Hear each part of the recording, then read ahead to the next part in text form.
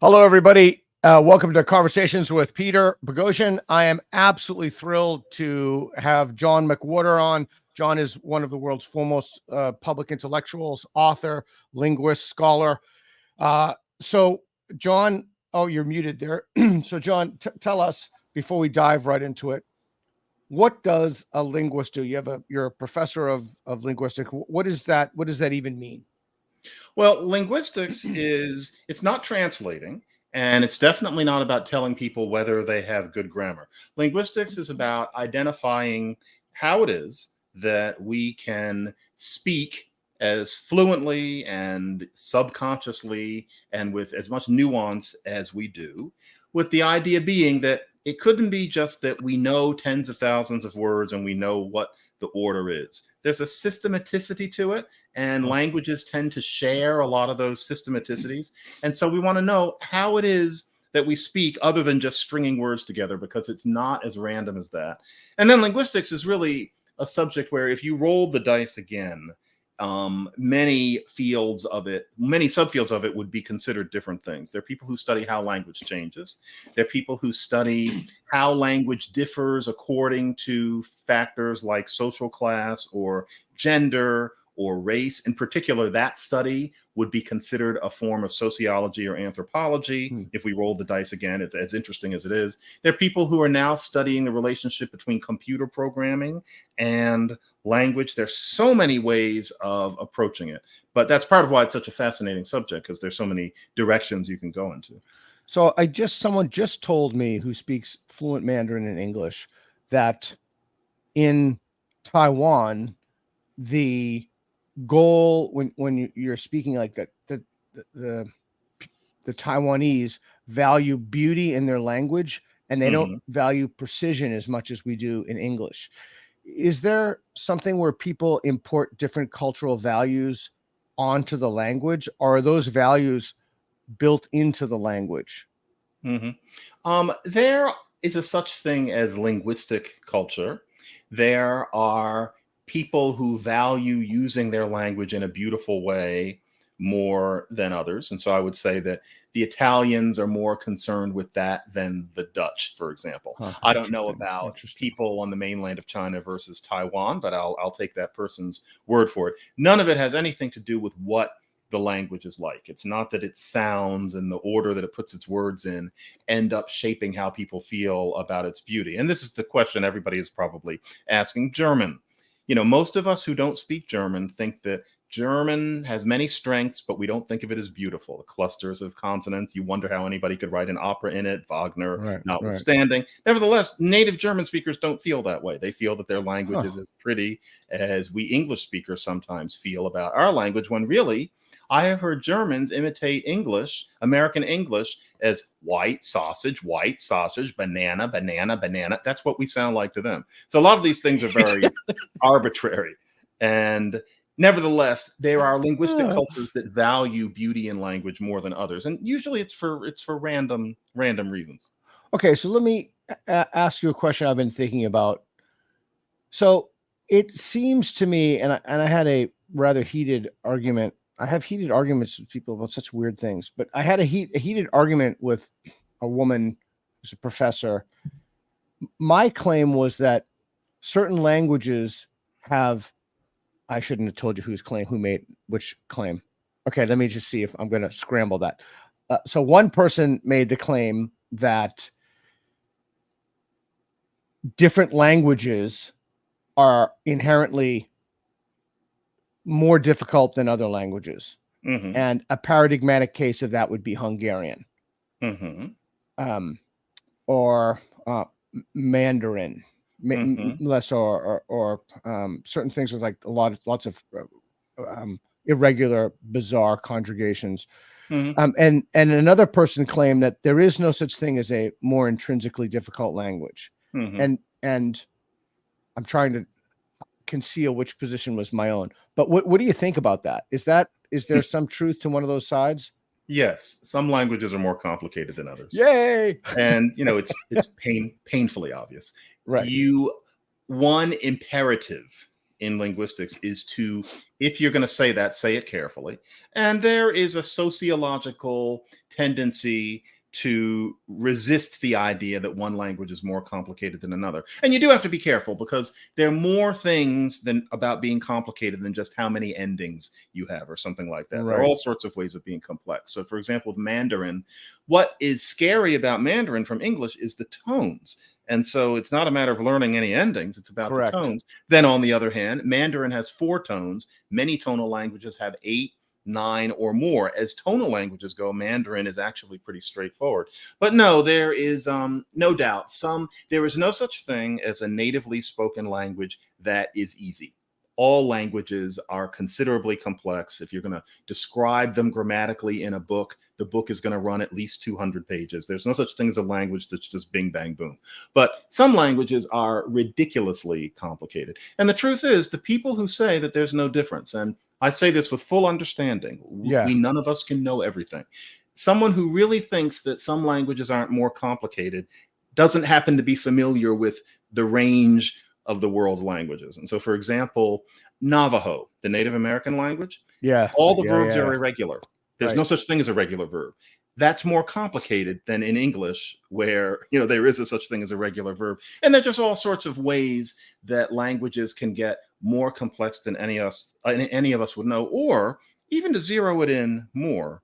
Russian is harder than English. It's not that English is easier, but anybody who speaks a Slavic language in a way has accomplished a kind of a miracle. And to be quite honest, Hungarian, as these things go, Hungarian's only a little more involved than English. I've often heard Hungarians say that, but to be honest, if any Hungarian had to learn a language related to theirs, which is Estonian, then they'd know complicated. But then again, no one learns Estonian, and so you don't know how complicated it is. So yes, there are languages that are more complex. And frankly, the idea that all languages are equally complex is a kind of piety. And it's understandable, because it used to be that people thought that the languages spoken by quote unquote undeveloped groups were primitive languages, where the truth is their languages tend to be more complicated than first world languages. And so you want to be careful talking about linguistic complexity, because you don't want to look down on anyone. But the funny thing is that if you talk about it intelligently,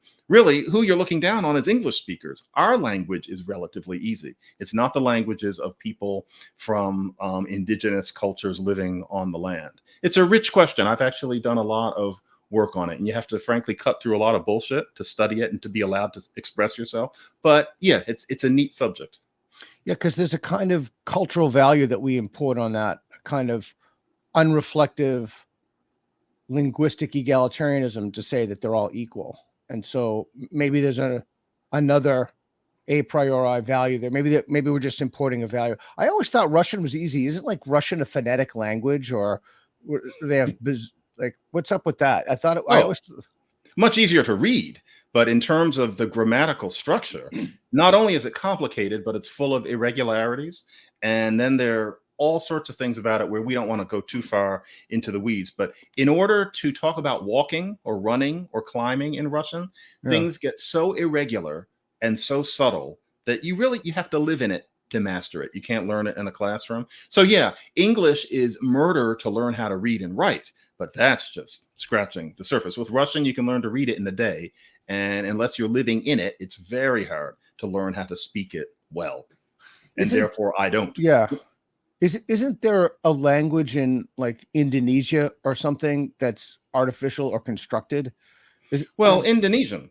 And so Indonesian is a language that was created on the basis of the classical language as the lingua franca of the whole area. And it is a language that almost nobody speaks daily and comfortably in its standard form. Instead, what people speak is something that has naturally evolved. And then standard Indonesian is something else. Peter, we're going to do real life here because I have a couple of kids. Go for it, man. They don't understand that they can't come in. Everybody, you're going to watch me get up very quickly and tell them the score. Hold on. I've been there, done that, been there. Girls, I am on an interview. This is great. Professional, and that's going to be for about the next hour and 15. So only if you do it very, very quickly. No, Nessa, not both of you. Get some water for Vanessa. Okay, hurry up because this is a live one. People are watching. Grab 2 seltzers and then walk back out. Right now. Okay. Hi. Hi. You said hi to me. Yay.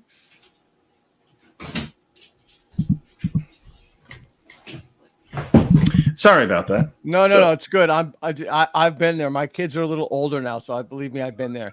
So I remember. Okay, I just have so many questions to ask you about. Do you remember that you're kind of around my age? Do you remember Esperanto? I do. Being a bored teenager, I taught myself a lot of it way back in the day. It was fun. Yeah. Wow. Yeah, I never thought that would catch on. It never really made any sense to me.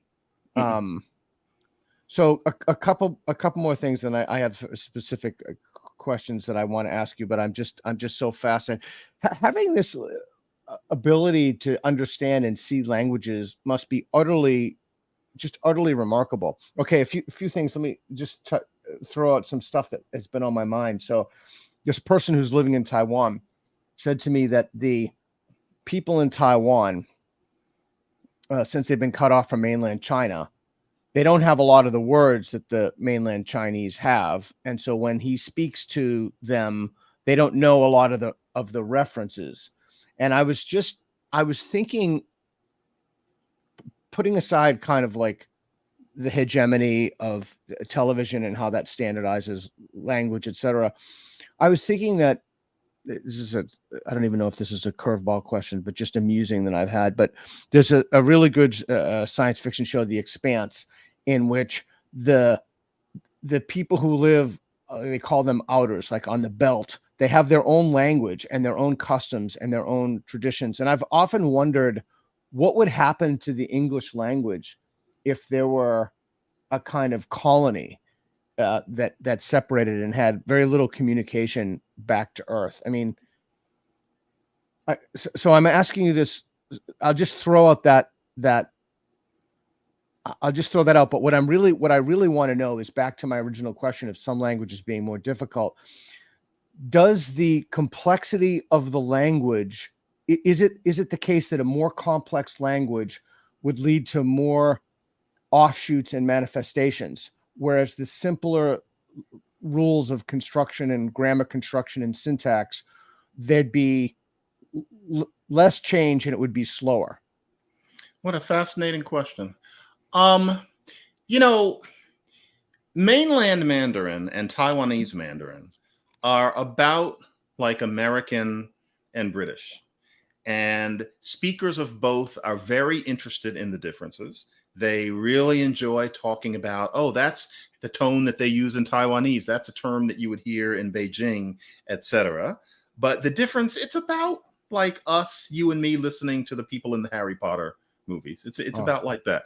But in terms of change, assuming that you have this pod of, say, speakers of a language, and there isn't contact and they can't read each other's language, this is a very hypothetical situation, because there's modern media and internet, language changes just much slower. So for example, Taiwanese Mandarin is not going to become a brand new version of Chinese. It's going to stay Mandarin because we have our modern communications culture. But let's say that frankly, Standard Indonesian is an unusually less complex language. It's complex, but less complex. Let's say that was the one that went. Would it develop fewer varieties than, say, Russian or Polish? I would have to say no, because once human language gets on the ground, it does change. It can't help but change. The issue is only a matter of the pace at which it would. And so, for example, Indonesian on the ground has become really a good 24 different dialects of Indonesian, some of which are barely mutually intelligible and are almost never written down. And that is the sort of thing that would happen to any human language if it were allowed to just go on its way, which is rare of any language that you and I have heard of. But if we're talking about unwritten languages, it's more likely. Yeah. Yeah, I'm still thinking about what you said about languages from indigenous peoples being more complex. I'm thinking about the Kung and the people. I'm spacing they go The people who speak click languages. Yeah. Yeah, click Poisson. Yeah. Yeah, that's it. Thank you. Yeah. So when you is the reason for that because they didn't develop a written system, and written systems over time would tend to simplify things by like being blunt like a ball peen hammer? And like, what is the reason that they tend to be more complicated? The world does not know at this point where those clicks in those languages came from. It's a really, really tough problem because you don't see it emerging except as play. And that's really in only one other language anywhere else in the world. It's just that the clicks are there. They're all in one part of the world, used almost only by people of a certain kind of culture or a certain kind of two cultures.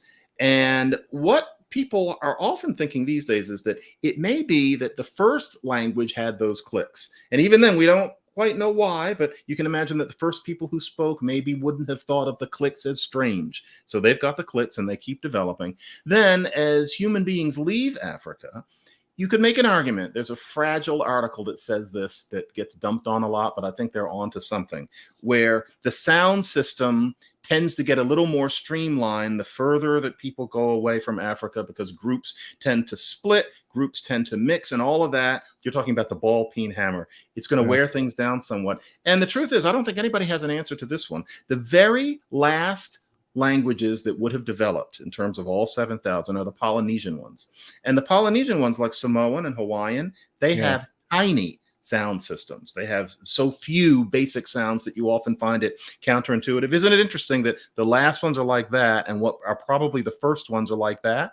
But it's hard to say where the clicks came from. It's not something that happens anywhere else in the world, but it does mean that those languages have some of the most complex sound systems of any languages on earth. Yeah. So would it be, I would imagine it would be possible to just construct a language.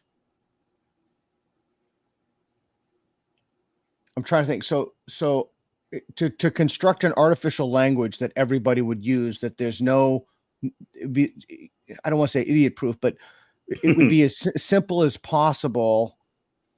So let's say that we set that as a goal for ourselves.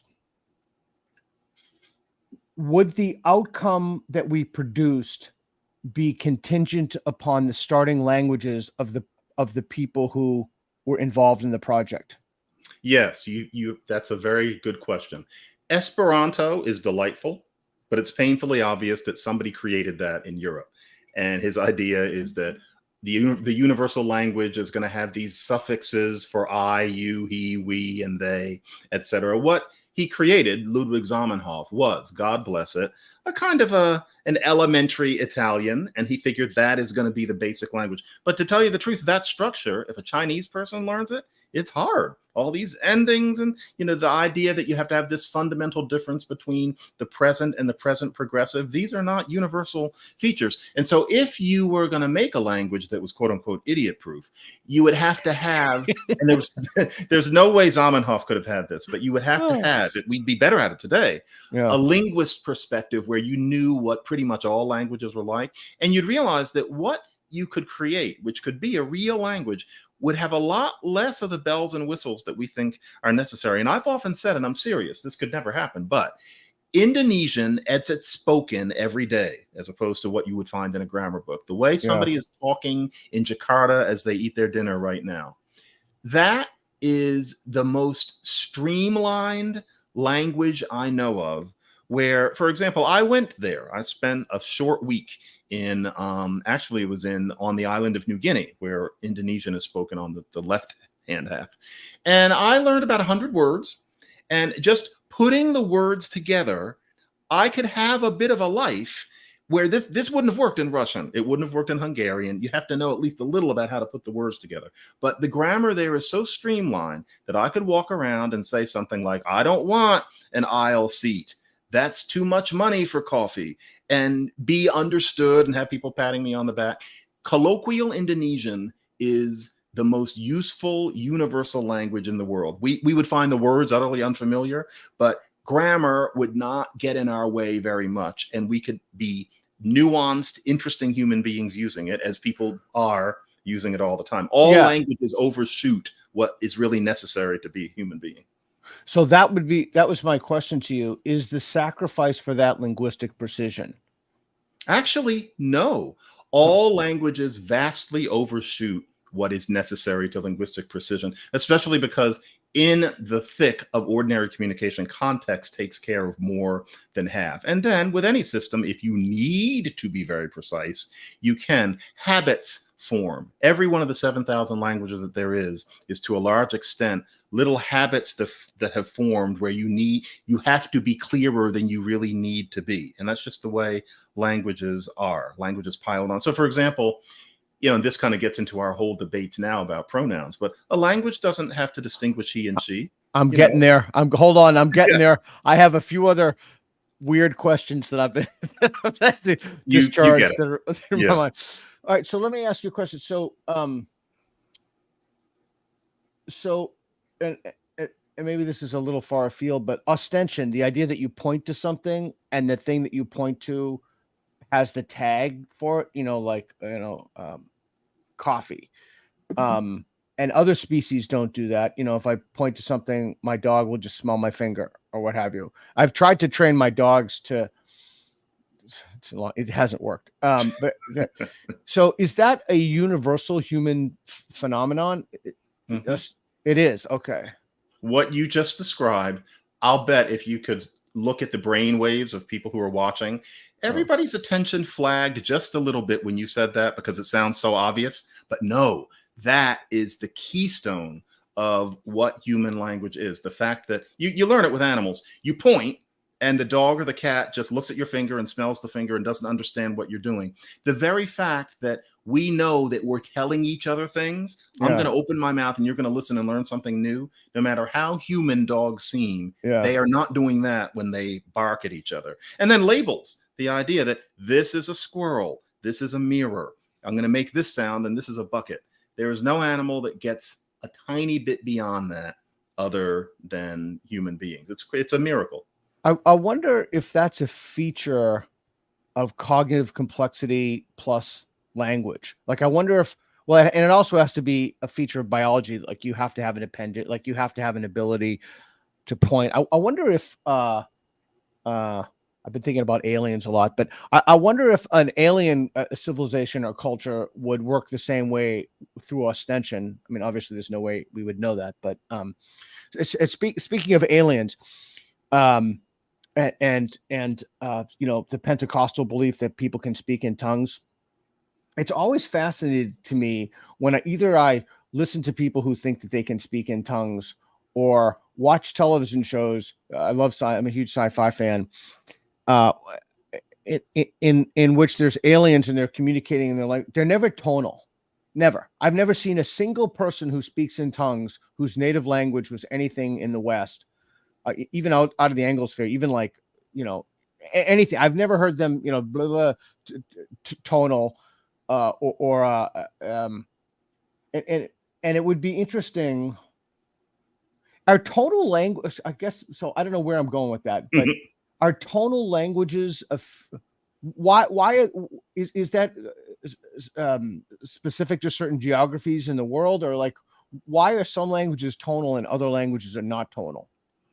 Yeah, it's the answer classically is that it's random. Now there is some evidence that tonal languages are more common when it is more humid.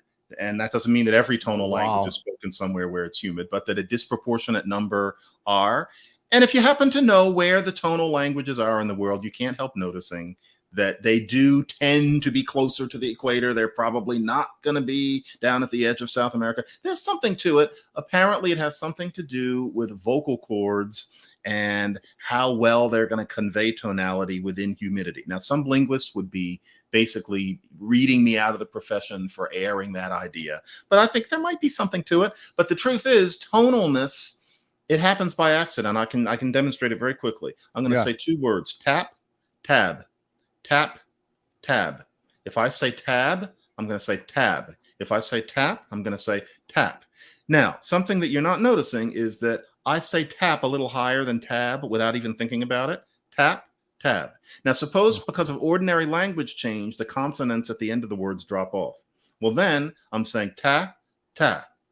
That's how tonal languages emerge. And the funny thing is, you'd never know that the human brain could handle it.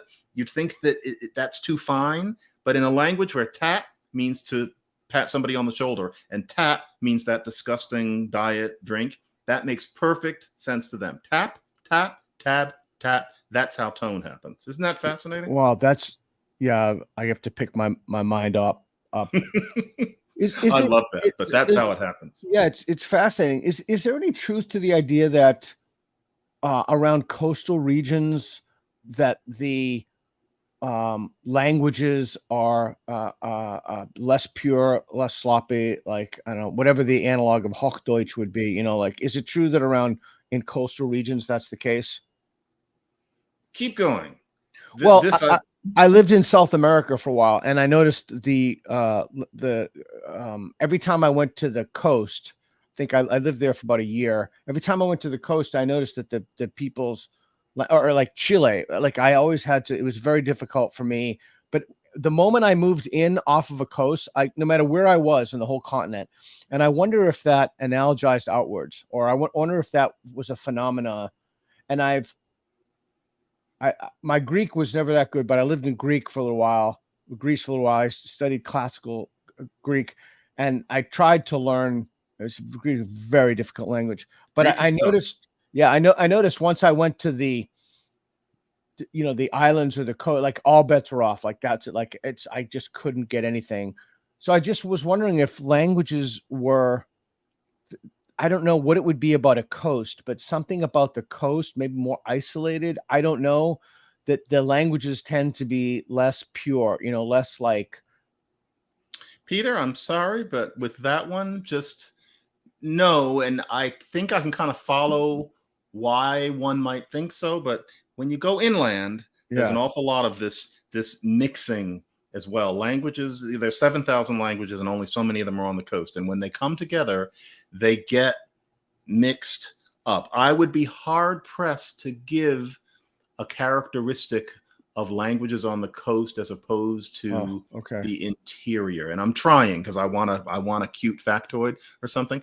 Maybe there is a kind of tendency for there to be more linguistic diversity on the coast because it may be that that's where people first settled. And so the languages have been sitting there longer and have become more different from each other. That's the way it is in, say, California. You can make an argument about that over on the eastern coast of the United States as well. But it doesn't hold for every coast. I'm thinking about Europe. I'm thinking about Africa, not Australia, really.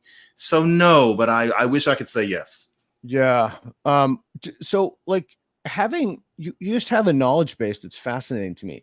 Having this knowledge base, does it, like when you navigate reality, like when you go through your day, what does this rich vein of knowledge give you that people who don't have it don't see? Like, is there anything you see or understand about the world because you have this vast understanding of linguistics and language that someone who doesn't have it doesn't see? Yeah, frankly. And I think one of the main things is that I don't hear anybody speaking wrong. It's just that everybody speaks differently. And that means, and I don't mean this in some hippy dippy, the diversity. I mean, you get so much stuff to chew on. Just the way anybody talks is interesting and not wrong. And then also you listen to people of different ages.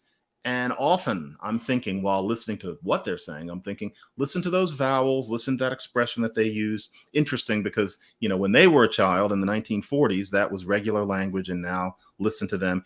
You end up, language is a smorgasbord when you have this kind of perspective, as opposed to the way I get the feeling many people listen, where either everybody's talking wrong in some way and you're mad, or, because you're interested in other things, you don't hear all these neat little things. And so, just for example, this is a Jewish bungalow colony.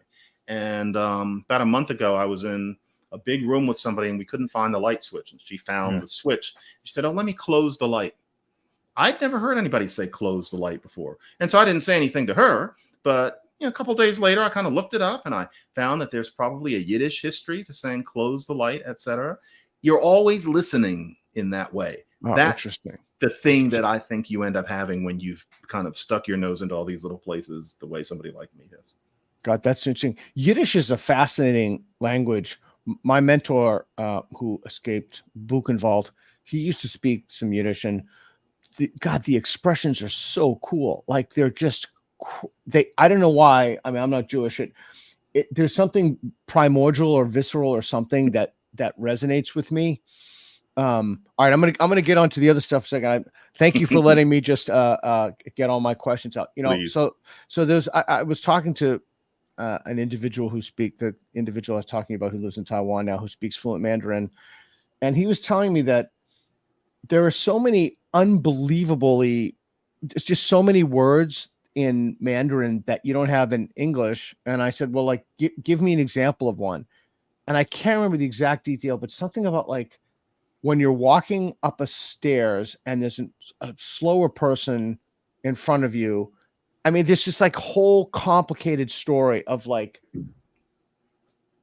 no possible way we would have a word for that. And he just told me something the other day about another word that when you say I'm sorry, but it's like not I'm sorry. I'm so like there are many shades of I'm sorry, but English doesn't capture those. Yeah, that's true. So I guess my question is that a function or did that evolve linguistically because the Chinese language has been around for 5,000 years and we're newcomers? So they have all this extra time to make all this weird, like just, like sorry to get extra weird on you, but like Klingon, evidently in Klingon, the in Star Trek, they have just thousands and thousands of like, one word means very specific things on a battlefield. Like it's this fictitious warrior language.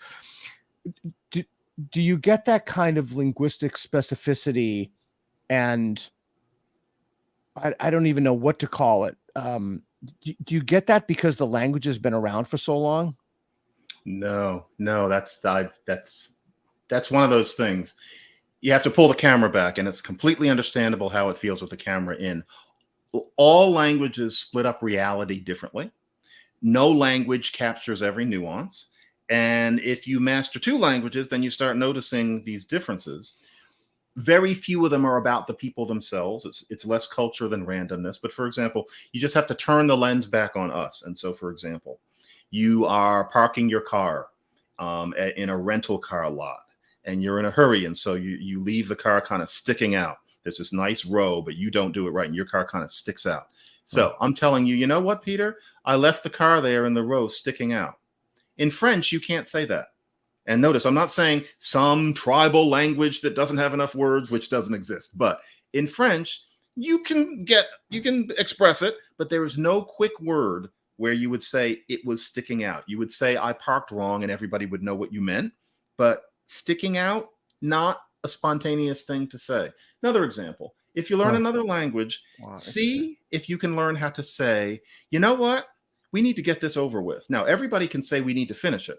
But that nuance of get it over with because we kind of don't want to do it, not all languages can do that. I'll give you another one. In Swedish, there's no word for to wipe. You can dry it, you can erase it, but you cannot wipe something because you don't really have to have a word for wipe. You dry the table. Anything else you're thinking about wiping, you dry it with a towel. You can erase chalk off of the board. No wipe. If you're Swedish, you have to learn what this word wipe in particular means. Now, imagine somebody saying Americans and British people and Australians and Canadians apparently have something about making butts clean or something. Something clean. Like yeah, I was thinking. It's just random. Cleanliness is embedded in the word wipe. Whereas, and Swedes are pretty clean. I mean, I would think, and yet it's just a random thing that English concentrates a little more on than, say, the language next door, which Swedish might as well be. So we all have those things. It's just that we only notice them in the language that isn't ours. Well, I could truly have this conversation with you I have so many more questions, but I want I want I want to get to questions that I put out a tweet and poll and read throw up the Mentimeter. Some we asked people what they wanted to talk about, and you want to talk about pronouns. I absolutely want to talk about pronouns. One thing I really want to talk about is I am absolutely fascinated by the word. So here's the Mentimeter, and this is what people want to talk about. Gender. I think the Rufo thing is what's going on with New College and Florida, and what your opinion about that is. So language, we've talked some about that. I'm having a little trouble seeing this here. Racism. Oh, thanks, Reed. Critical social justice. Gender. Whites are racist by proxy, I guess. Semantic doublespeak. Okay, let's go to the gender thing, because I find this fascinating. Yeah, so we got pronouns. We're going to talk about that, and the word gender should no longer. Okay, so let's talk about this. So okay, so I am convinced that this entire catastrophe in which we currently find ourselves is because people have been bamboozled by words. They've been hoodwinked. They've been hoodwinked into thinking that words don't mean what people think that they mean, or they've either taken a Mott and Bailey approach, or the genius of this is they haven't created any neologisms. They've just made a bunch of shit up and changed the meanings of words. So I want to talk about this idea of gender. What do you think about what does the word gender mean when you hear it? Well, I think nowadays we're supposed to think about it in contrast with sex, as in what your chromosomes might say, that Right. Gender is a matter of either something assigned or an identity that you choose. But keep going. Okay, so here are some notes that I have. So one of the things, so we do these Reed and I go around the world, and we do these spectrum street epistemology videos. And it's, I don't know if you've seen those or not, but we put people on lines. We have a claim. We ask them to step to a line that best expresses their confidence. It's just a Likert scale. It's, it's like strongly disagree, slightly disagree, neutral, and then the other side. And one of the things that I've learned is that we really have to take pains, like truly, John, pains to, trans women should be in women's sports. Like, what is a woman? We have to define all of these words. We have to define male. We have to define female. So here's kind of some notes that I took about that. So I think gender, and I'm curious as to what you think, gender has two mainstream uses. It's a euphemism for human sex plus age. In other words, boy, girl, man, woman. And that euphemism plus male femaleness, which is a sex-based stereotype. Now that's different. This is a compound statement. So that's different from gender ideology, which wants to completely kill off number one, which is the euphemism for sex and age, boy, girl, man, woman. And they want to create a new definition, number three, and that's just the maleness, femaleness, sex-based stereotype, or neither. Basically, they want to allow it to be open to anyone of any sex. And so what they've done is that they've changed the meanings of words. So it's not about science, it's about language. And the idea that you can open this to anyone, these words, male, female, sex, gender, leads to some pretty ghastly political policy consequences, like to allowing males into women's protected spaces. What do you think about that? Or was that even coherent? I am really trying to work out my feelings about all of these issues, and I'm not just being coy. I find them extremely complex. When it comes to male and female, I'm not sure I see it as just a matter of language. I think the idea is to expand our concept of maleness and femaleness to allow that somebody who was born a male can become female, with female being a concept, not just a word. The concept needs a word. That is extremely challenging because one reaches a point where one asks a question, and it's a genuine question. Under that definition, what is a female?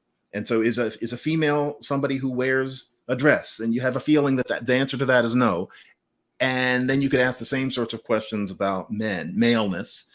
And I'm not sure exactly what we're supposed to think at this point. And it can be very hard to even be allowed to ask the question. And I don't ask that question in any kind of disgust. I just am not exactly sure what we mean by male or female. But I wouldn't say that this, I know it would be a great transition from what we were just talking about. But I think the idea is to expand our minds as to these concepts. And this is the thing. I don't think that using the labels male and female is manipulative in this sense. You have to have some sort of labels for what presumably are two poles involved, even if there's a continuum between them. I think these people don't think they're trying to take over language. They're trying to take over thought. Yes. And then correct. the question is, Correct. how are the rest of us supposed to come along with it? And it's also new that, yeah. So I think it was Merriam-Webster changed the definition of female in the dictionary, and I think it was Merriam-Webster, but I'm not sure. Someone did. Yeah, someone did. And before, like, I understand that languages, the expression language is alive and it's changing. Like, I got that, but there's something, I don't know, not nefarious, not sinister. There's something like so ideologically manipulative of changing the tool that we use to adjudicate the meaning of a word. Like going to the dictionary to change the definition of a word so that our cognitions would follow. It's a kind of reverse. It's the kind of a oh shit! I'm just not behavioral. The dog, the cart, the cart for the horse. Yeah, in psychology, cognitive behavioral therapy. It's like kind of CBT. like So you basically use like a legacy institution, like a dictionary, like a prestigious dictionary. You change the meaning of a word because you want to change the way people morally think about an issue. And there's something that's just so wicked about that. Like I don't know. I'm just thinking out loud here. What do you like this whole idea that you would use the dictionary to change the meaning of a word when it's not common usage? The whole idea of a dictionary is it should reflect common usage. Or am I just in an archaic note? Is that no, you're not. Given that I know some lexicographers and I know what kind of people they are, part of what you're referring to is that what they're doing. I'm going to start again. Okay. What they're doing is that they genuinely think that a point comes where something has become such a mainstream assumption, or at least tendency, that it bears being emblazoned in this official organ. Now, I think there's a tacit assumption among many of those people that quote unquote everybody is actually a certain rarefied, educated group of people. I don't think they're thinking about the entire US of A, for example. However, I don't think that what they're thinking is we're going to impose our vision on everyone else, because, to be honest, and Peter, our experiences may differ, but I'm part of that kind of hyper-literate elite world where everybody has a higher degree. And the use of the pronoun they to refer to a specific individual, that in my world is now common enough that, if I'm at work, I use it every day. It is assumed among all people I know. All of us under the age of roughly 85 try to use it. I don't see it as out of place in the dictionary. I don't see that it was wrong that the American Dialect Society of America made it its word of the year in 2015, that Merriam-Webster did accept it officially in 2019. Now, there are all sorts of other issues surrounding our changing conceptions of gender identity, where I think it's not as easy as the pronominal they, but I get it, even though there are many places I could go in the United States where I imagine nobody's using any theys at all. But then that's been true of most of what's in the dictionary since dictionaries were invented. So I don't see the acceptance of they in particular in its new usage as nefarious. It may be a little bit in group, but it's a pretty big group. Okay.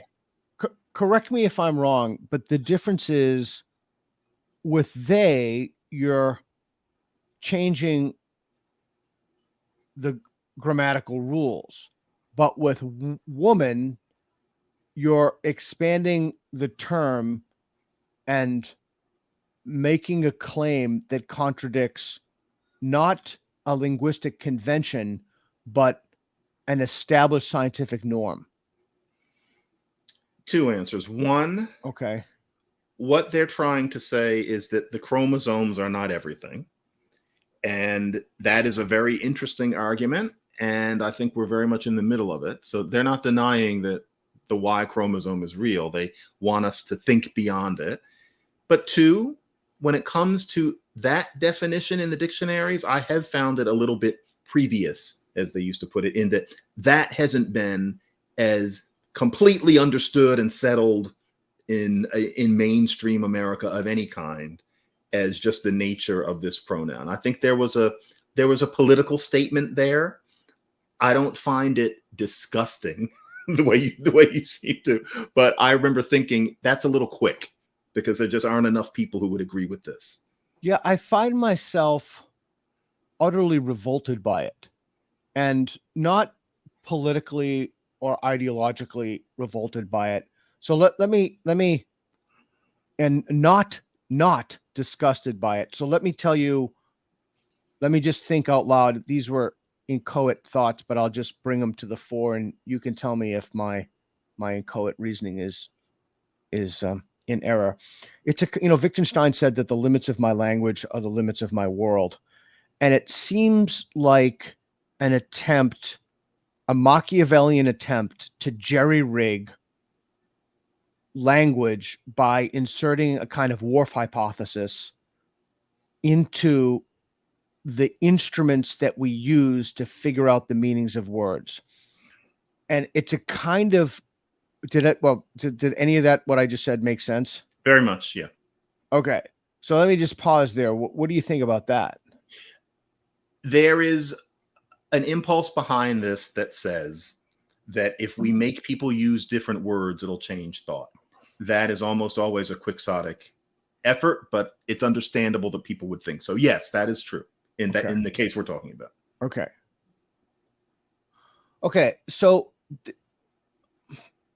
there's something, I don't know if this gets too weird, just let me know. But I think very quickly that to the extent that society does not come along with, say, that conception of what a woman or what a man is, there will be new labels that society will come up with to express the way we talked about these things before. I can't predict what's going to happen, but that is the tendency when people try to put the cart before the horse like this with language. Go ahead. So does that seem, it seems incredibly manipulative to me on a mass scale, but it's trying to attempt to change people's cognitions through changing the meanings of words that aren't universally agreed upon. What was wrong with changing bum to homeless person, which was similarly? That's a great question. So the word, so let me, I'll lay out my argument and you tell me if my reasoning is an error. So the word bum is both evaluative and descriptive. So that's the word that I grew up with. So a bum was someone who could work, but they didn't want to work. So there's a component of being lazy in that. And then the word changed to homeless, which is purely descriptive and not evaluative. And now the word is houseless, which has changed yet again. But instead of giving, so bum places the agency on the individual, the person without a home. Homeless, there's no agency. It's a descriptive phenomenon. It's a state of affairs that the language captures the state of affairs of the world, the phenomenon. Now the word is houseless, which blames society. Correct. A system. When you say houseless, that means there are houses. Given a house. Correct. So Yeah. once again, you're being evaluative. You've gone from an evaluative back to a descriptive and an evaluative statement. So my first comment to you is, if the dictionary is meant to capture the idea that people are now using these words, that's one thing. But if the dictionary is meant to be an instrument for social change, specifically for certain precepts and ideological, Weltanschauungs, worldviews among the people who are crafting the dictionary, the elites, if you will, since everybody seems to be using that term, then I have a problem with it, because it's attempting to change the way people think without having in place a rigorous epistemological framework. So that's why your epistemology always has to precede everything, literally everything. So you have to make sure that you're institutionalizing the right values. And I don't see any larger conversation about this. I don't see the people who are advocating for these things debating. I don't see them subjecting their ideas to scrutiny. I see them using the levers of power, and in this case, it's just so freaking insidious to use dictionaries to promote ideological agendas. That's how I see it. Peter, here's why I'm more Pacific minded about it than you are. You're making me pull the camera even further back. Okay. It's the dictionary, and we think of that as so important. But I must admit that linguist me sees the dictionary as a magisterial collection of words presented in a highly artificial way, kind of by committee, that has a rather diagonal relationship to the way people actually use the language. And so I don't think of the dictionary as the sacred sanctum that you do because of that, in a way, arbitrary reason. And then also, there's something happening now. Somebody's going to write a book about it who is not me. There is something that is happening now. There is an elite lingo happening, and it is more concentrated and it is more forcefully promulgated than it used to be. There's a way of speaking that a certain kind of person, concentrated in academia and activist circles, and you can call it the elites. There's a major overlap between the elites, although I'm not sure Davos is really what we're talking about, but they're words that they use. The classic example is Latinx. Latinx has, hit a ceiling. No more people are ever going to use that than do now. I don't see anything wrong with a certain kind of person using it, but you're never going to hear it out on the street, even if the street is a well-heeled suburb, basically. It's very limited. And so, words like cisgender and all of this. And so that definition of woman or man, I'm guessing that definition will be something cherished and pursued and developing among a small subset of society. I'm not sure that the concept in itself, and I know that you're thinking it has implications for other things, but I don't know if the dictionary is something that sparks these further implications. It's going to be something that people in that world think about, and dictionary writers are now part of that world. But how many people are going to read that definition and think, oh, that's therefore how I think? I think it's thought that we should think about. And I'm not sure how much thought is going to change in those directions beyond certain circles. That's my naive 2023 view. Yeah, I'm not unsympathetic to that. I guess one of my problems is that if you're in a conversation and someone says you're using a word this way and you're using a word incorrectly, or if you're in a legal proceeding and you're being cross-examined and someone says, well, you use this word, and you said, and your response to counsel is, or the prosecutor, whoever, defendant, wherever you're situated, is, well, I didn't mean that, I mean this. And then they'd say, well, what do you mean you don't mean this? That's the definition. Here it is. I pull out the dictionary. I know there's just something, I guess I do look at it as not sacred, but I do look at it as something, or maybe it's just me, John, it's like, maybe I'm just grasping for things that are, things that I can rely on in society, because they've all been eroded. And I view the legitimacy crisis as taking full hold, and I don't trust the peer review system for obvious reasons. And I don't trust our institutions. And so maybe I am looking for something to anchor me. And maybe I was hoping that the incursion of the ideology wouldn't hit the dictionaries, because it hit just about everything else. So I don't know. So maybe that's just my own.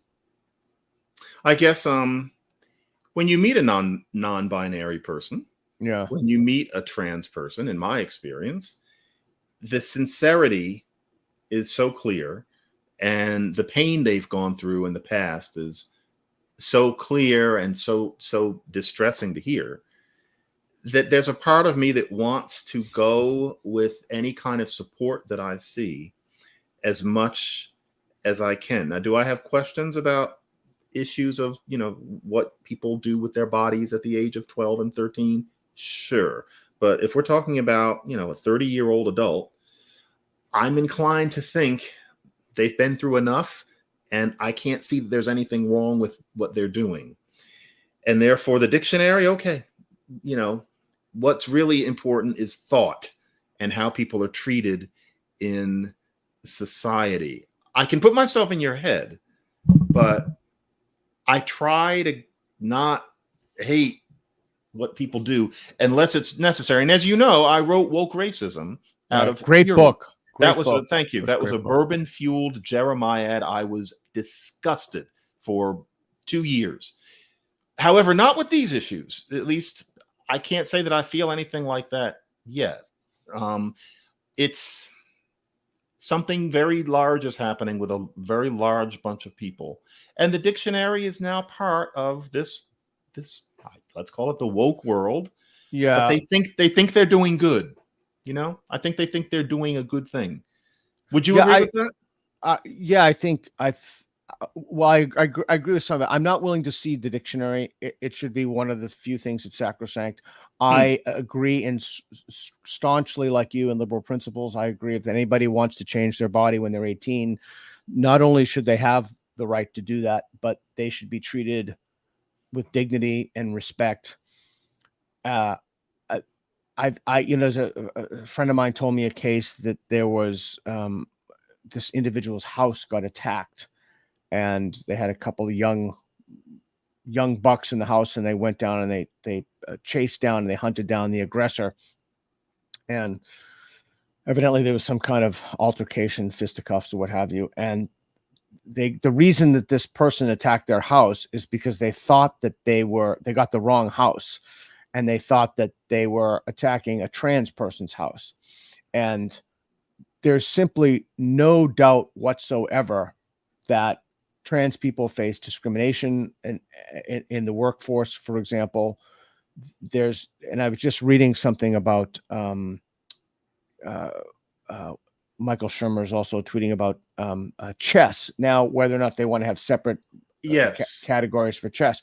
I wasn't sure how that worked. Right. Yeah. Yeah. I don't.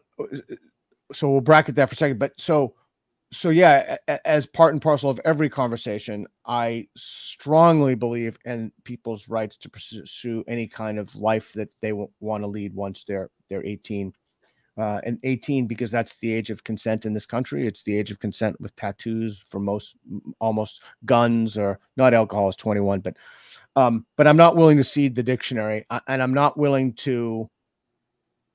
They're just, or maybe, I don't know, maybe I'm just some kind of a linguistic conservative, or not even I don't know. There's just something that's just. I would get upset if it got down to people losing their jobs because they used the word in the wrong way. And maybe even if someone, for some reason, decided they were going to stick with using the word's definition in the way it was in the dictionary 10 years ago. The punitive version of this gets me angry, but not just it being emblazoned on a page. I guess that's part of it here. Like, what is it going to mean is what I would be more interested in than whether it's in the book. Yeah, I can see that. And whether or not the dictionary reflects the values of society is one thing, but trying to change the values of society through the dictionary is another thing. All right, cool. Hey, Reed, do we have any professional chess, the beast up? Let's go back to that one. We have some super chats. I love you both. Thank you for your work. Thanks to the beast for $9.99. We appreciate that. John, we're a non-profit here, and we all the funding goes to the nonprofit. Great seeing you, SNA and Dr. B. John's a great get. Yeah, John's awesome. Now we know why John is one of the world's foremost public intellectuals. Death by Sloth. I love that name. $5. John, have you ever done psychedelics? You don't have to answer that if you don't want to. I've encountered interesting insights into human capacity for unusual forms of communication while tripping. Well, there you have it, John. No, it looks it looks interesting. I did ecstasy 2 or 3 times. It was all right, but I know that doesn't count. I've done my share of cocaine, but I know that doesn't count. In terms of acid, I was often offered it in college, and the mundane truth is that at that time I was not comfortable enough with anyone who was asking me to do it that I wanted to go to that place. Yeah. And then as time has gone by, partly I like my whiskey, and that's kind of enough. And I figured, do I need to try something else? And I know whiskey doesn't do what whiskey do you drink? Default over the past about 7 years, I have taken on lately. I'm actually trying to see what it's like to not do it. But Bullet has been Bullet bourbon and Bullet rye have been a lot of fun. But no, and I've read Timothy Leary's biography, and I love Leary. I met Leary a few times. Did you actually meet him? Yeah, I spent a weekend with him. Fascinating. I can tell it would be interesting. There's a little part of me that feels like I wouldn't want to deal with what I found in there. There's a part of me that's too busy to give up what looks like a day and a half of being a complete mess. Maybe one day, but I haven't been that willing to go that far because, and this is not the person who doesn't drink saying, oh, I'm happy all the time. I always think to myself, no, you don't know what it's like to have a good drink. But I feel like real life is complicated and fascinating enough. I don't know if I want to go to that place, but I wouldn't rule it out completely. Yeah, I there's something about, like, I don't like to smoke pot. I just find that it makes me paranoid, and it dulls me, and it makes me forget stuff, and it makes me want to, eat stuff I shouldn't eat. I think it's a terrible drug for me. I noticed when I started, I cut back on my alcohol use. I slept much better. I felt much better. But you know what's, not to be too far afield, but what I found when I cut back on my alcohol use was when I cut back on my alcohol use and the alcohol contained sugar. So it was the sugar, which is the thing that was getting me, not the alcohol itself. Okay. So we have some from Meg, a question from Meg. John, what do you think about conversations about racism and our identities in the workplace? I am subject to mandatory white affinity groups and whole group training. We play out scenarios as the quote mistake maker unquote and the quote interrupter and interrogate white supremacy in our organization. Can the workplace just be the workplace, or, as they say, can that only be true for white people who don't quote have to think about their identity every day unquote? Huge fan of both you and Peter. Oh, cool. Thanks, Meg. What do you think about that? Yeah, Meg, I know what a drag those DEI programs must be. And I've been noticing that a lot of people out there seem to think that I have a major hand in that topic. And the truth is that partly because of the nature of my particular position at Columbia, where I'm insulated from it, and partly some other things, I haven't experienced that sort of thing. It's not really my area, but I certainly hear a lot about it. 97% of it is utterly useless. It's clear that it's a kind of virtue signaling done by corporations who want to basically just cover their butts. And it's a tragic indication, the uptick of it, of the influence of what I really do consider literally the worst book ever written by anybody of the human species, which is Robin DiAngelo's White Fragility. I knew you were going to say that. Yeah. He really did. Yeah. It's an accomplishment. It's an accomplishment how magnificently bad that book is. And yet a lot of people don't seem to agree. And so the result is that they end up imitating what she's been devoting a career to doing, where no one ever seems to ask the question, where if what she's doing is so important and so effective, then how come she had to write that book? What has she changed? What's become different in the time that she's done this and apparently shown other people to do it too? And the answer is precisely nothing. I don't think she knows that. But no, I'm sorry that you have to do those things because it's absolutely useless. But I have no pulpit where I have any effect on corporations doing that sort of thing. I just look on the sidelines and weep. Yeah, it's interesting. But back to White Fragility. It just paradigmatically idiotic. I remember when I read that, I was left with a feeling right away. It's the kind of thing that like a 8-9-year-old would point to someone and say, you're this, and they say, no, I'm not, and they say that proves it. That you are. Yeah, it's like when I was growing up, the Rochambeau rock, paper, scissors. Well, some kids used to just take both hands and cover your hands and say Butterball takes it all. In other words, no matter what you threw out, you're lost. That's kind of the impression that I got from when I read that book. The saddest thing about that book is that I feel I'm a man, she's a woman. There's a sound that comes out, and I don't mean it that way, but she seems like she's just started to learn how to make an argument, but she never really learned. And so she just starts and then just trips and falls and doesn't know that she's fallen. And then pretty soon the book is over. It's so sad. It's amazing. And she makes insane amounts of money about this. And like someone offered Kendi $1,000 to $100,000 to debate me, and someone's offered, I think, Helen Pluckrose, author of Cynical Theories and a very good friend of mine, they offered Robin DiAngelo, but Robin DiAngelo makes so much money on speaking. Why would she there'd be simply no small potatoes. Yeah, totally small potatoes. And that book is a mega bestseller. It's just amazing. We will look back in this and say, now we understand how societies wholesale have been hoodwinked by just complete bullshit, like divisive bullshit. By the way, I've been hanging out with your buddy Glenn for the University of Austin. We had a wonderful dinner. Your absence was definitely missed. He mentioned it. I couldn't be there. I'm sorry about that. Yeah, it's a bummer. I'd love to see you get involved with the University of Austin. I'd love to see you come down and I don't know, do something for the University of Austin. I think you'd find it. I think you'd find it fascinating. Reed and I did a conversation with him. I think it's coming out next week. But yeah, I really like him.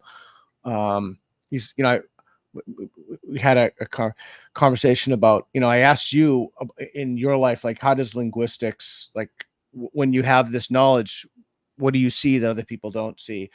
Boy, like being Glenn, like having, holy shit, that guy's brain, like being Glenn and walking through life, it would be like, I can't even imagine, like he must see things that, I don't know, just like the knowledge of economics and behavioral economics and statistics, and like he's read every book. Yeah. I mean, remembers it. That dude is truly on his own level. Like, wow. It's doing the video chats with him. That takes time. And and I have basically 2.5 jobs. And the reason that I've kept doing that with him for what is now going on its 17th year is because, given that towering brain of his, you always are on your toes. Like anything he says, I have to think of something new, which is not true with most interviews that you do. Of course, that's going on here, Peter. But you know what I mean about Glenn, where nothing is new, nothing is old. You always have to be on the very tip of your toes. And I like that challenge. He's remarkable. Yeah, that's great. Hey, just a couple of other things. How do you like living in New York? I'm really weary of New York City. I'm tired of the heat. I'm tired of the cold. I'm tired of the subway. I'm tired of the crowds. I'm at the point where I've lived there for almost a quarter century, meaning that inevitably the stuff I loved that was there when I started is now all gone. That's anybody's experience. It's not that more things are leaving now, but what my old New York no longer exists. Yeah. And it's a hard place to raise kids in, the school system. It's you can't have a house unless you live so far out that you might as well not live in New York City. I adored the place, 15 years ago, even 10 years ago. I'm weary, but for various reasons, I'm stuck there. And the nice thing is that New York City means that I am at Columbia University, and I'm honored to be writing for the New York Times. There are worse things, but New York City is a real chore, and it's part of why people are wondering, where is he? They're looking at the video, and it's this tumble down bungalow way up in the mountains. But the reason I'm here is because it's quiet. I can drive my car with ease.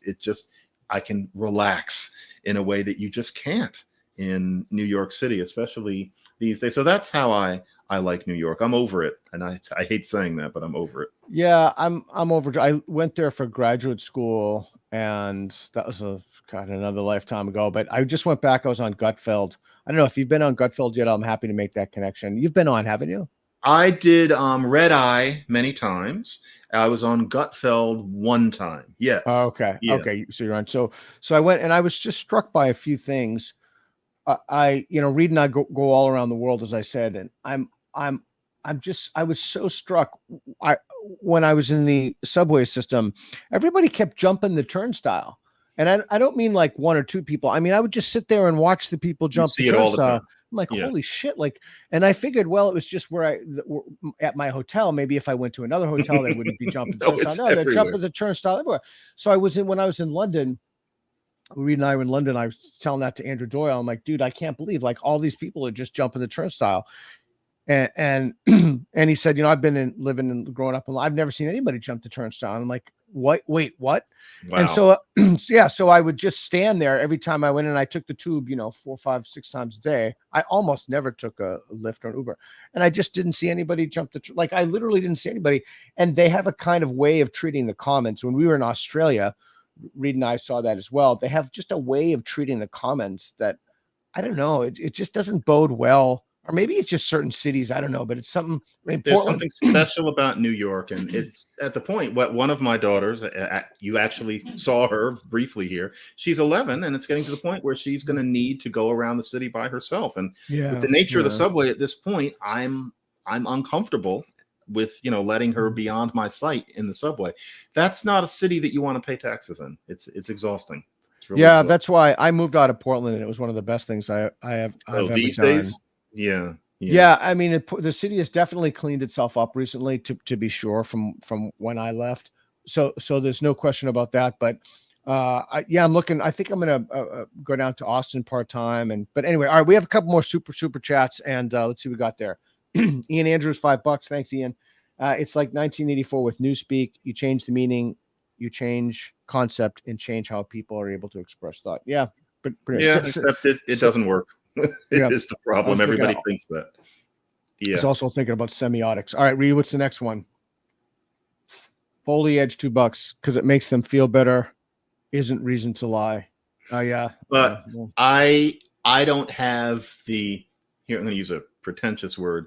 Please. Epistemological chops here to say that there are any lies being told. That's too hasty for me. It's all so new.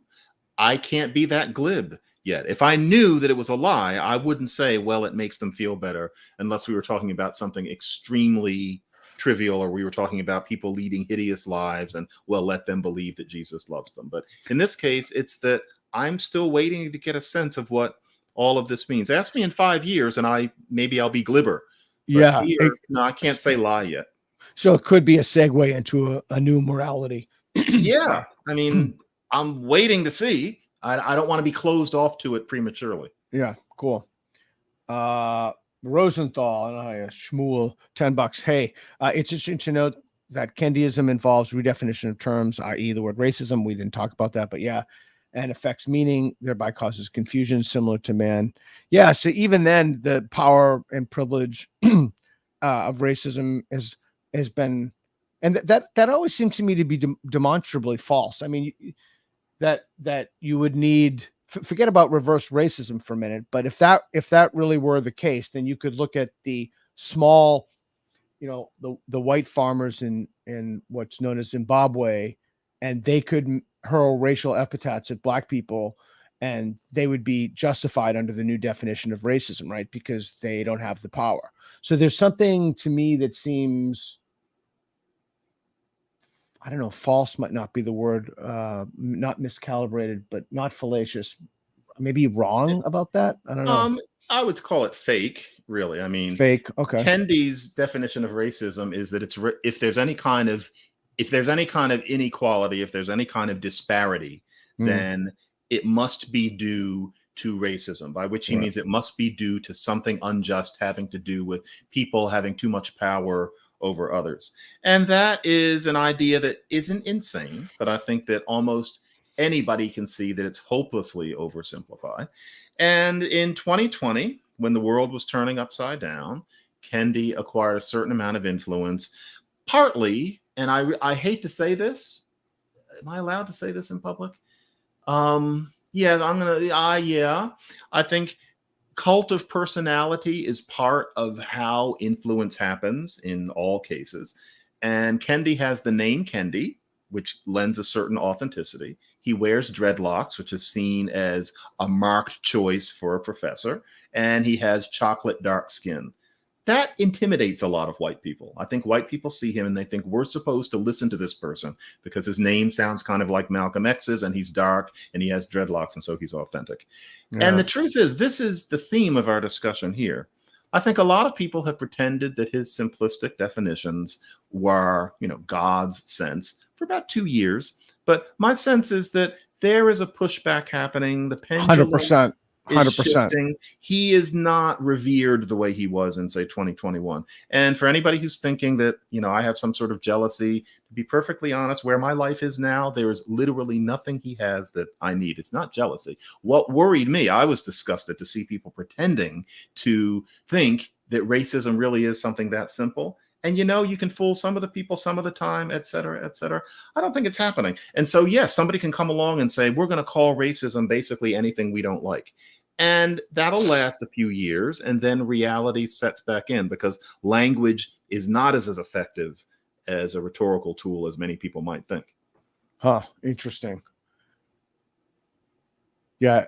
It really is amazing how many people have been bamboozled and hoodwinked by, well, I can kind of understand that to a sense, but the D'Angelo thing, that's just another level of idiocy. All right. Hey, Reed, we got 2 more super chats and we're going to let John go. Aaron, $5. It is it my imagination to English descended accents in the Southern hemisphere have a common trait apart from those in the North? For example, good question. I'm not exactly sure what the question is, but maybe if the idea is that Australians sound like people in the southern part of England because of the Cockney influence in Australia, maybe it would be that, as opposed to the way somebody is speaking English more in the north in Michigan and Canada. But there wouldn't be the kind of reason we might expect. And so English vowels and how the English consonant R comes out in many cases took a certain turn in Southern English, and the people who were transported to Australia spoke varieties of that. And so somebody in Melbourne sounds a certain way that somebody in Madison, Wisconsin, or Ottawa does not.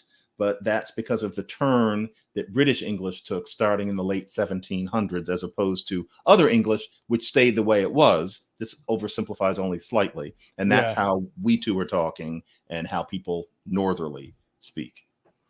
Interesting. I have a little voice in the back of my head telling me to don't say this, but I'll say it. So is it the northern area of a country? Is that when the language is cleaner or purer, or is that? No. I know what you're going for because of southern United States, and so no, there is no north-south nexus in this. Right. It's really more where the language began, and then where it radiated outward from. So what is the original settler place like, as opposed to the new varieties that expanded from it? And that could be the north or south. Yeah, that's a much clearer causal explanatory mechanisms. I was also thinking like Hanover and Bavaria, and I was kind of going around the world thinking of places. All right, I think we got one more, and then John's been super generous of time. Parahisia, $5. If race differences in socioeconomic outcomes were largely attributable to genetic differences, should we want to know them? If race differences in socioeconomic outcomes, there are a lot of presuppositions in that question about race, egalitarian treatment of people, about actually this case, we would have to talk about systems. Yeah, that's a touchy topic. And all evidence that I know of, and I've tried to keep up with it, all evidence that I know of suggests that whatever differences there are could not possibly be responsible for the kinds of disparities that we see. Correct. Nor is something called racism with a capital R the reason for the disparities. But it doesn't seem to be that there's enough difference. Now, let's say that there was. Let's say that it was discovered. And, if we're going to discover it, it's going to be about 10 minutes from now with the technology. That really, it's just that the tendency is, and of course it will be just a tendency, but still the tendency will be important. The tendency is that there's some people who just genetically are not equipped to cut it in modern society. What will we do about that? It's a rather grisly thing to think about, but You know, in some ways, if that happened, it might make some of our discussions easier, because we could just say that policy will be set up to adjust for these genetic differences in capability. However, it would also involve that certain people, and let's face it, we're thinking about Black people in this case, much less would be expected of us. The idea would be that we were supposed to be at the bottom of society.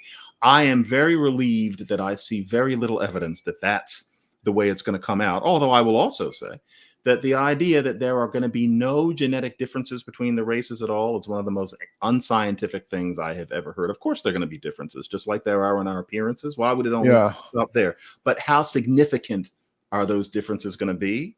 Doesn't look to me like they could possibly explain what we see. Social history is complicated. Yeah, and even if it were the case, that would not justify discrimination against an individual based upon against no. And even if that were the case, like when I read the question, I was thinking about Ashkenazi Jews. You know, Ashkenazi Jews in intelligence studies that look at identical twins separated by birth, number of Nobel Prize winners, and then within that, the number of Nobel Prize winners from very specific places in certain parts of Germany. Would there be an onus upon those people to kind of produce more or be more, make more of a contribution to the society? Well, no, again, because you can't judge an individual on the basis of the genetic stereotype of the race. That's sci-fi, right? Exactly. Yeah. So I don't know if I agree with the idea that you would form public policy. I don't know. I'd really have to think about it. I tend to think not even public policy to help. The idea being you're only going to get so far, and so we're going to set the bar lower. We're going to put more effort into educating you. No, I don't think so. And the reason for that is I take Glenn's stance. I think that robs people of their dignity. But I think independent of any conversation about genetics and genetic differences, we have, and I think this is where the Republicans have failed tremendously. We have not set up conditions where people have equality of opportunity. People in this country, independent of their race, it's totally irrelevant what someone's race is. They should have a public education of the first rate. Everybody, they should have not those shitty little, lunches with the pizzas and the tin boxes, but actual, food when they go in. That we should have, and I don't mind. In fact, not only do I not mind paying taxes for that, I think it's an indispensable feature of a civil society to make sure that people have equality of opportunity. Nobody in this country, particularly under 18 or even 21, should go hungry because they're not making money. Nobody should be denied medical care. And so that's the other thing. I think that everyone should be given health care of the first rate up until 18 or possibly 21. We don't have that. Nobody should be suffering or dying on the street, independent of any age that you are in this country. So I think that I just spoke about this with Reed the other day. The idea that the Republicans have failed and that the idea that we just pull ourselves up by our own bootstraps is just not true. I mean, all you need to do is walk around the streets of Portland and you see that there are people who have had life traumas, psychological problems. They're not getting the help they need. The administration, which is, it's not even Democrat. It's just it's not even far left. It's like virtually communist, woke communist, maybe in Portland, has not helped the situation any. All right, cool. So sorry if I got on my soapbox there, but I do think the quality of opportunity, independent of genetics, is the kind of society we should strive to create. And we've not created that. And the consequence of that is that we have people on the right who've stepped in with solutions that I think are rather extreme. John, thanks for your time, man. I really appreciate it. I've enjoyed our conversation. Definitely. Yeah. Where can people find you? I'm pretty low tech. I don't have an assistant. I don't have a website. I'm on Twitter, but I hear that's not as important lately. I am always available to answer questions at my Columbia University email, which is jm3156@columbia.edu. And that is where I am. Otherwise, I'm in my armchair reading or I'm at my desk writing. Cool. Well, I really appreciate the conversation. Keep the window open. Don't close it out. And Reed's got to do some tech stuff. Thanks, everybody, for joining us. And it's an absolute pleasure to speak with John McWhorter, author, scholar, great guy. Much, Peter.